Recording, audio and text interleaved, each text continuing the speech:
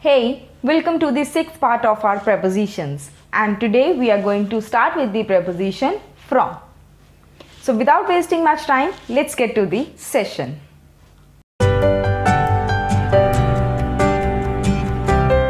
Primarily, from has two main functions. The first is to indicate source or origin. Like, I received this gift from my uncle. Now, uncle is the source from where I got this gift. Or we can say, I am from Punjab. And Punjab is my origin, my place of origin. Then also we can make a sentence, we get solar energy from sun. Now the source of solar energy is sun. So whenever we are indicating any source or origin, we use the preposition from. And the second use of from is to indicate time. Basically the starting point, be it of time or place, the starting point. For example, the school reopens from 15th January. Now, this is the starting point of time, that when the school is going to open. The time is 15th January. So, we have used the preposition from. Or the flight from Chandigarh has landed. Here in this sentence, we have shown that the starting point of the flight was Chandigarh. When we are making a duration of this starting point, then we use either to or till. Like, they studied from morning to evening, or they studied from morning till evening. You must have noticed here also that the point from where the time is starting, we have used from. And for the stretch or to make the duration, we have used the preposition to. So these were the two uses of from. Moving on to the difference between to and towards.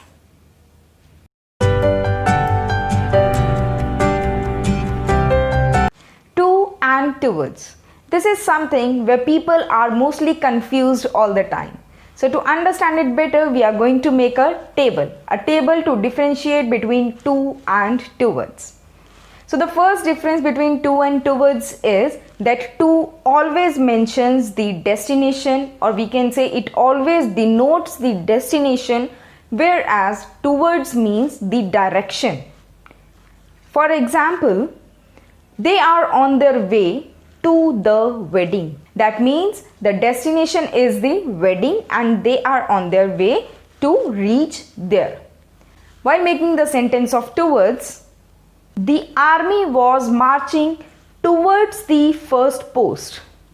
Here you can see that we have used the direction, that where they are marching towards, in the direction of the first post. They are approaching that position.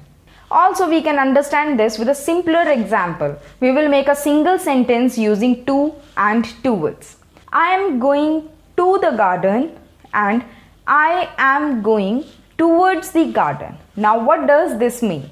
That when I have said that I am going to the garden, the destination is the garden. I am going to that particular place. When I said I am going towards the garden, that means I am not going to garden. My destination can be nearby, but I have just specified the direction, that where I am going. The second difference is when we are using it to tell about time.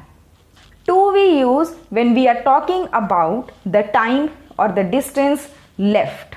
Like, it is still 4 kilometers to Delhi. Now this means that there are only 4 kilometers left to reach there. Whereas while using towards, we make a sentence like we are approaching or we are closer to that time. Like, towards the end of the match, Sanya looked tired. That means we are approaching towards the end of the match. So we are in the direction of that time. And in to, we have used the exact time that is left. Or we can say it is 5 minutes dash 10.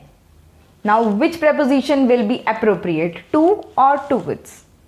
Obviously, to. It is 5 minutes to 10. That means only 5 minutes are left to 10. These were the basic two differences in the uses of to and towards. You can just pause the video, give it a look, and let's move to the next preposition.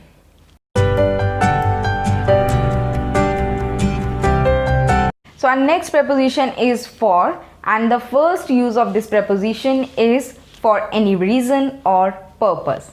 Like, I bought this gift for my mother. Now the reason is my mother for whom I have bought this gift. So I have used this preposition for. The second use of for is to indicate a duration of time. Like, I have been studying for 2 hours, or he has been missing for a few days.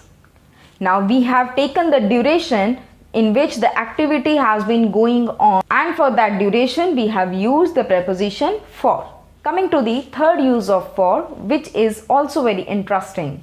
So for can be used at the place of because, but only when preceded by a comma. For example, he disliked Mansi for she always tried to dominate others. Here you can see that for is replacing because, and it is also preceded by a comma. So this is the new use of for. Let's make one more sentence. I never wear anything synthetic, for it gives me rashes.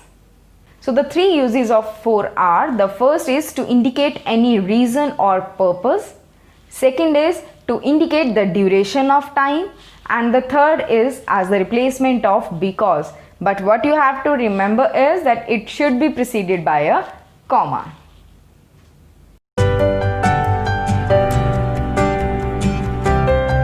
Coming to before and after, these two are exactly opposite to each other. So let's make a table again. In before, before means earlier than the scheduled time, and in after, after means later than the scheduled time. Like, he came before 2 p.m. That means he reached before, earlier than 2. And he came after 2 p.m. means he came later than 2. So it is simply to indicate time, that earlier than or later than. The second use is for place, or we can say position.